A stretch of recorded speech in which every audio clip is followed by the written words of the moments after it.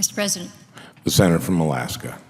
Thank you, Mr. President. And I've had an opportunity to listen to a few moments of the comments from my colleague from Rhode Island. I clearly share his passion, his concern for the oceans. We've been working together as the co-chairman of the Oceans Caucus here in the Senate, and have had the opportunity to learn from one another on both ends of the country about the significance of and the responsibilities that we have, also the great challenges that we have, whether it's ocean acidification, whether it is the opportunities that we have to ensure that we are good stewards of our water, our land, our air.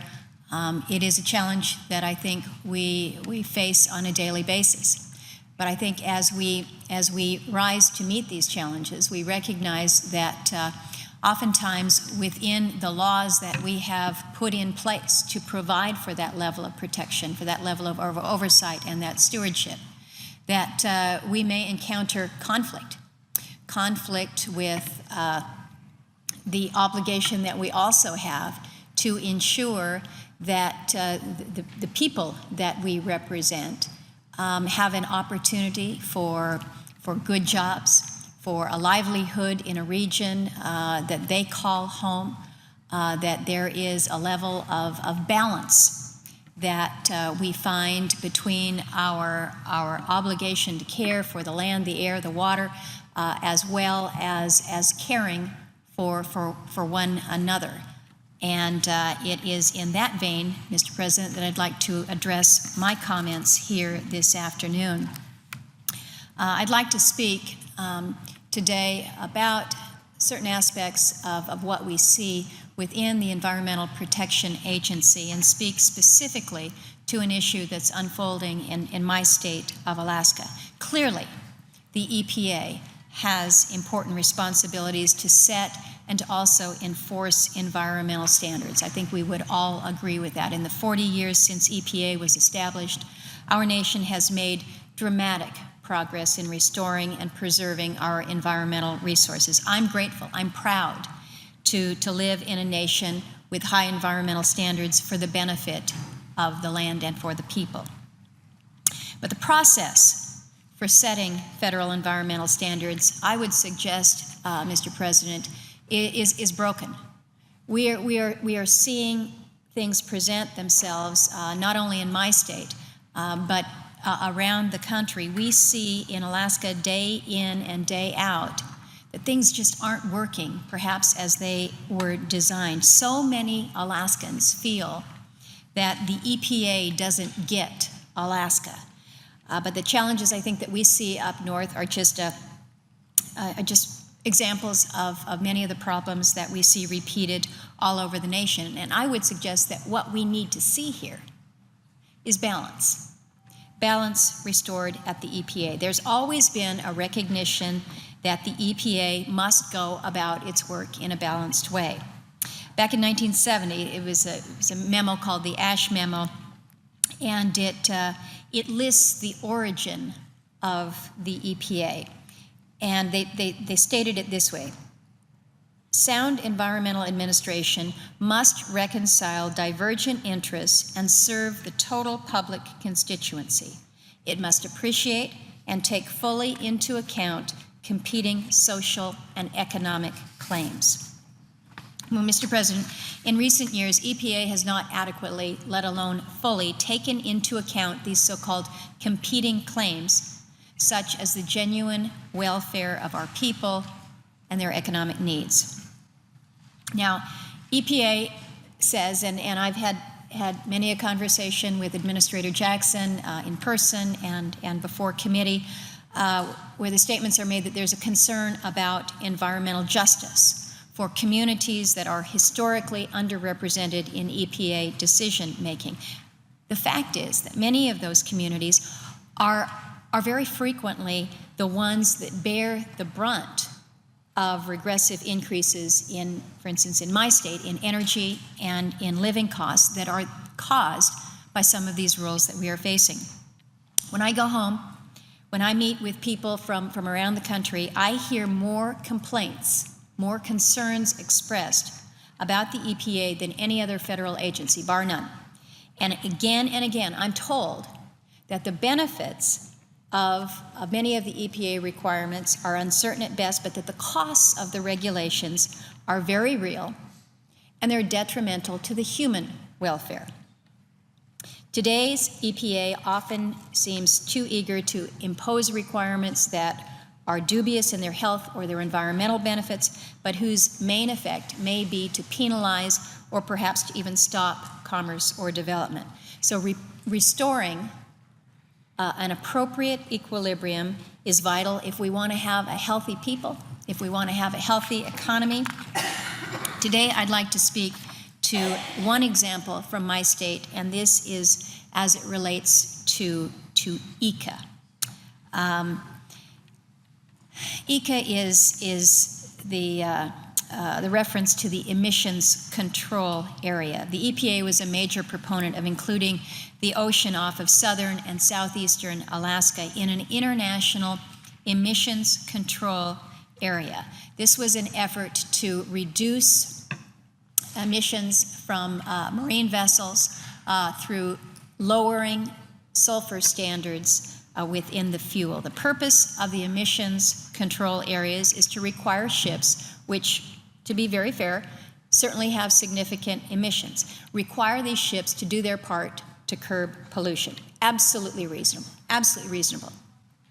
The problem that we're seeing up north is that EPA never gathered any air modeling data to support the claim that we've got a problem from ships that travel up to Alaska. So there has been no air modeling data whatsoever. We've requested, there has been none. Moreover, some of the proposals to work with the EPA, we need to be working with our agencies. We need our agencies to be working with us. But one of the proposals that was advanced was an offer for an equivalent method to comply with the ECA requirements in North America. In Juneau, Alaska, which is our state's capital, we are the only state in the country that is not accessible by road. Folks come and visit us by air, and they come in by ship in the summertime. Tourism is big business in Alaska. In Juneau, the ships that are tied up at the docks there are utilizing shoreside services so that there are no emissions when they are in the community. So one of the proposals that was out there, this equivalency method, it would essentially ask for a trade-off. If we have cruise ships that are emitting nothing when they are in dock or at shore, offset that against those emissions that would be emitted from those vessels that are out at sea, essentially, and averaging. That was rejected by the EPA. But what has made this particularly disconcerting for many Alaskans is the EPA's justification. In their justification, they cite a U.S. Forest Service study that purportedly found some evidence that emissions from cruise ships in southeast Alaska could impact the lichen in the mountains above Juneau. You see the mountains up there, they're pretty high. Well, there's lichen up on the top. It's kind of a short, mossy green. But the report then went on to worry that if we have impacted the lichen growth in Juneau, it could somehow or other harm the caribou. Well, Mr. President, never mind the link that lichen and cruise ship emissions may be very tenuous. There's a bigger problem with EPA's reasoning here. And anybody from Alaska would know that the problem is there's no caribou in Juneau, Alaska. There's no caribou anywhere in southeastern Alaska. You've all seen my pictures before.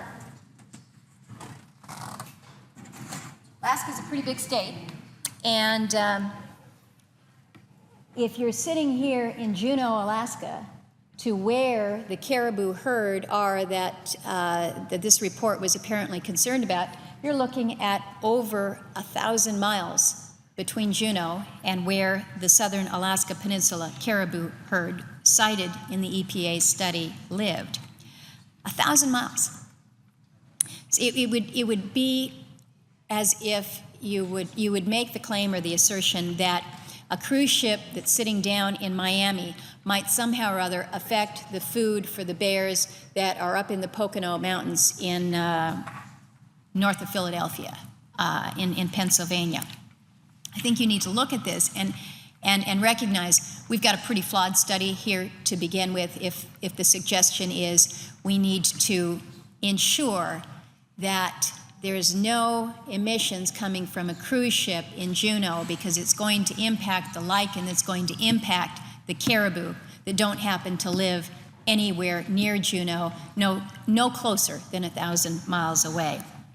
So applying these new fuel standards to save the lichen in Juneau, to feed the caribou 1,000 miles from here, will mean that the vessels that are plying these waters of southeast and south central Alaska, whether it's the freight ships, the freight vessels that move just about all of our goods, or whether it's the cruise ships that really are the lifeblood of the tourist economy, the requirement that they now burn low sulfur diesel at levels that it is suggested are perhaps not attainable. So the question I think is fair to ask, you say, okay, what's the problem with requiring that that we make the cruise ships meet these standards, that we make the vessels that are bringing the goods north to Alaska? What's the problem with this requirement? Well, the problem is, while these ECA requirements may not have a measurable positive effect on human health or caribou food for that matter, it will have a material impact on our cost of living. Now, if you look at the state of Alaska, the way that we get our materials in, the way that we get our foodstuffs, our hardware, our lumber, it comes to us over the water. There's some, yes, that comes in by airplane, but you can be guaranteed that that's going to cost much more. There's some that can come up from the lower 48 across through Canada and into Alaska that way. But if you want to talk about increased emissions, that's sure one way to do it, is put it on truck and haul it all the way up here.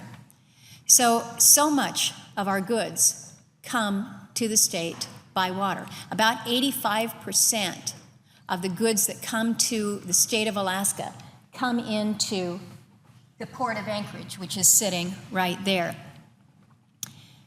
Now, what we see with these ECA regs is ships that may be coming out of ports such as Los Angeles or Long Beach, where my colleague from California, who is here on the floor, where she hails from, you've got hundreds of ships coming in and out every day, but they are not subject to this same emissions control area. They only need to burn this expensive low sulfur fuel for a very short time until they're out of the ECA. But the problem is that when you're traveling along Alaska's coast to bring those goods up to our state, you're in an area where our air is pretty clean, our air is very pristine, but their entire voyage is within this ECA region, within this emissions control area. And so throughout that entire journey, they're required to burn the lower sulfur, more expensive fuel. Now, if this were just going to result in an increase in the price of a ticket increase in cost to the cruise lines or to the freight haulers that come up to the state, it might be one thing. But I think we recognize that the economic reality is every dime that's added to the cost of doing business in Alaska is ultimately going to be a dime that's passed on and shared by the consumers. The state of Alaska recently cited an estimate that these new requirements will increase the shipping costs to the state of Alaska by 8%. You'd say 8%, well, that's not that bad. You can live with that. The problem that we're facing is that in 2015, just around the corner, we're going to see an even higher standard that these vessels will be held to. And at that point in time, the suggestion is that costs could be increased by as much as 25%. Now, maybe that's on the high margin, but somewhere between 8 and 25%. Almost every commodity, again, that is consumed in our state is transported either by ship or by ship and plane, with the cost of freight adding a significant increase to every item that is out there. We're already one of the most expensive places to live in America, and rural Alaska is even more expensive. I check on a weekly basis to find out what Alaskans are paying for their fuel, whether it's in the city of Anchorage or up in Fairbanks or out in Kwethluk or in the villages, and I monitor that regularly to see how our communities are faring. In Kotzebue, for instance, this week, they're paying about $7.15 for a gallon of gas.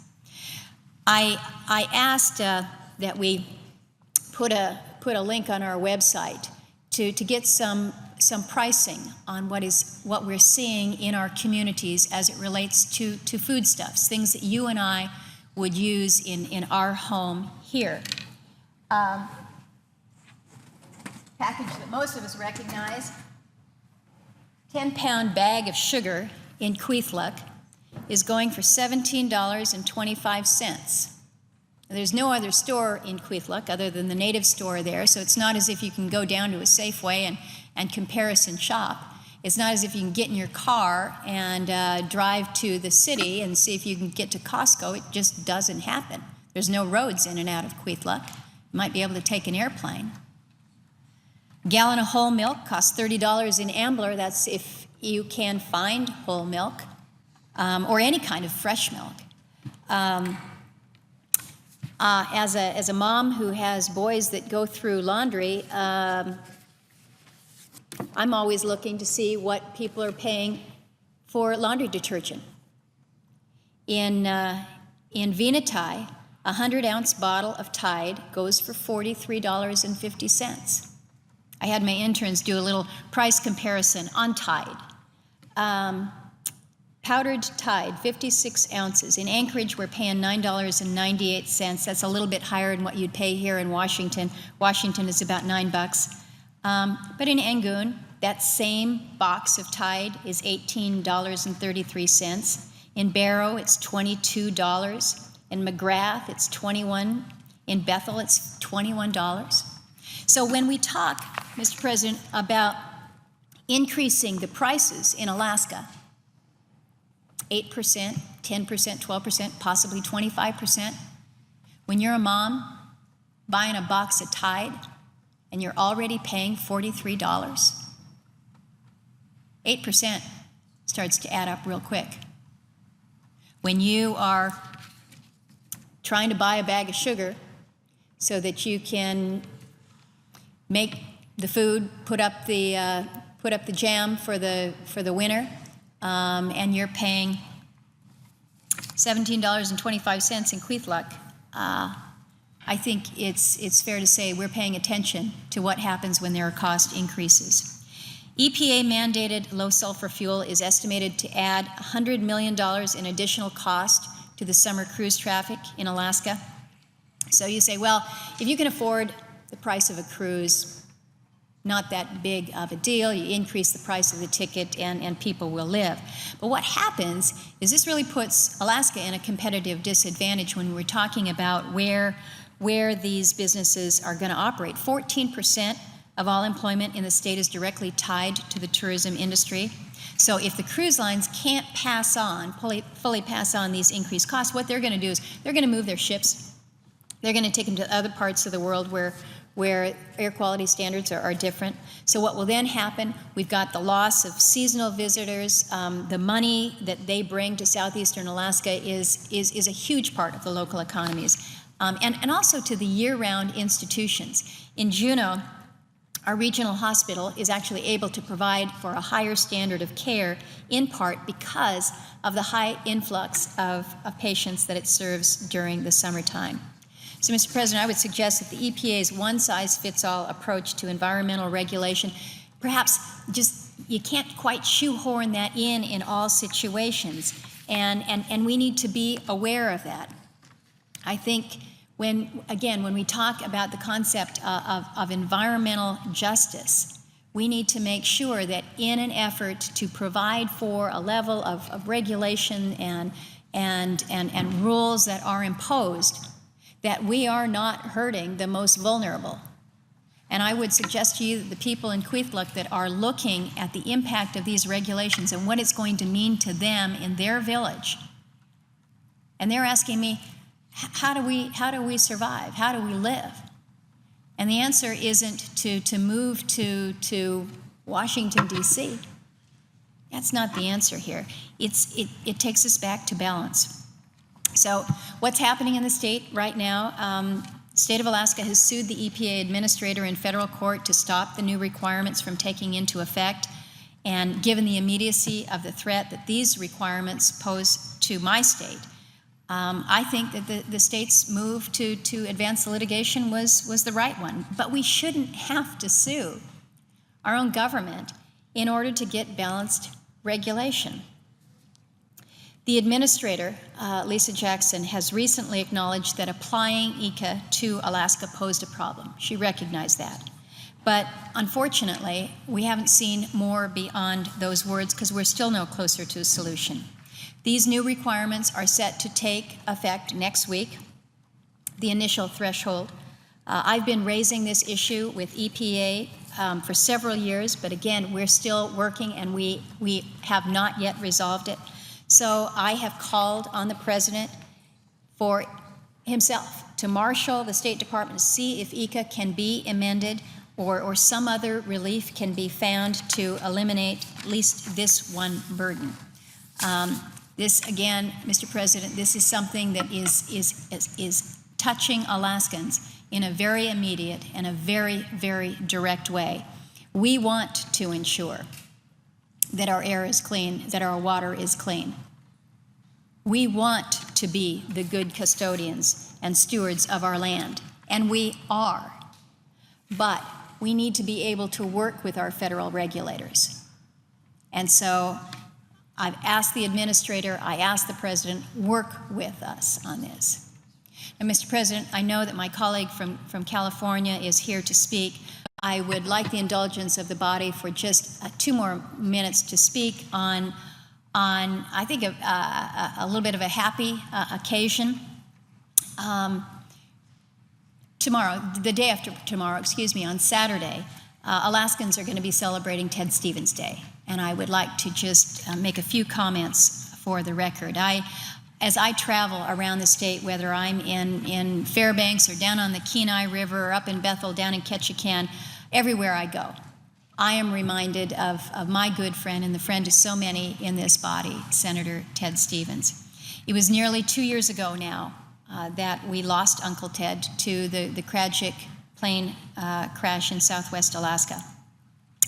But as tragic as that was, I always stop to remember that that tragedy struck while Ted was doing what he loved to do most, which was enjoying Alaska's great outdoors, going fishing, just being outdoors. His passion for Alaska's unique wilderness, his love for fishing, his immense affection for the outdoors really embodies the spirit that we're now advancing in Ted Stevens Day. And the motto of this day is get out and play. And so on the 4th Saturday of July, we joined together to celebrate the life and the legacy of a man who's really dedicated to public service, whether it was his days as a pilot in World War II to the 4 decades that he served with us here in the United States Senate. He began working in Alaska long before statehood. When he came here to Washington, D.C. to represent us in the United States Senate, he began a battle for our state that lasted for 40 years. He fought for roads, for buildings, for infrastructure that new young states need, as well as many of the programs that are in place today that continue on. And he worked to transform not only Alaska, but really the rest of the country as well. It's somewhat coincidental that this Ted Stevens Day coincides with the beginning of the 2012 Summer Olympic Games in London.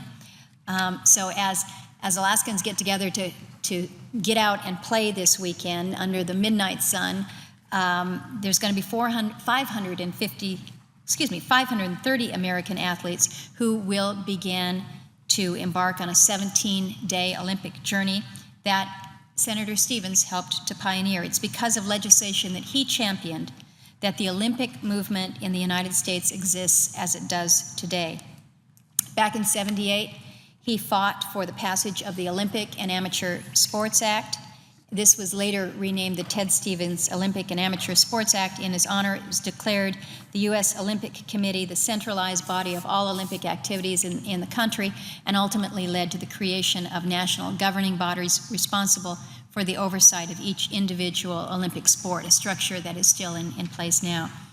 He really was so much an inspiration to the progress and to the development of the Olympic movement here in the United States.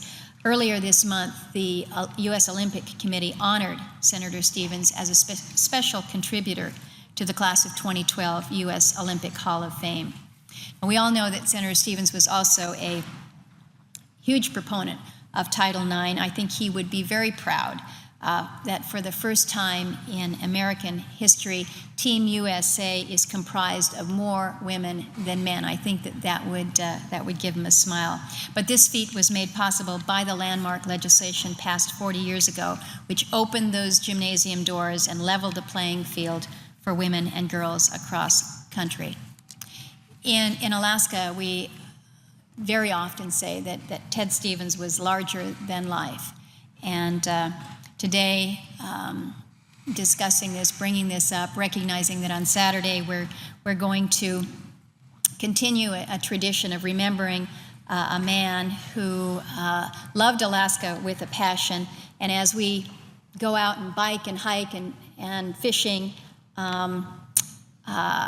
I think many will share good memories of an amazing Alaskan, an amazing man, and truly an amazing American. So I thank you for the opportunity to speak for a few minutes about a subject that should hopefully bring a smile to many of us. Thank you, Mr. President, and I yield the floor.